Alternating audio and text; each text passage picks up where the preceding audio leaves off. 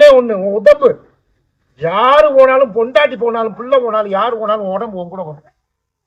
அதனால அதை கொஞ்சிக்கும், அது துரோகம் பண்ணாது.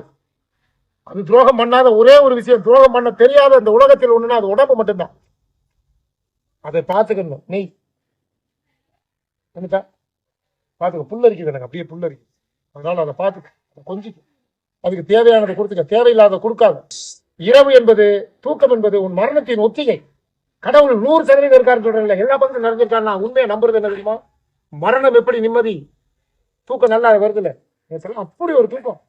8:30 மணிக்கு படுத்து வச்சேன், 3:30 தான் எந்திரிச்சோம். நீ ஊசியை குத்தி பாரு, எனக்கு வந்து எந்திரிக்க மாட்டேன். அதுக்கு பேர் பிரத்யார நிலை தூக்கம்.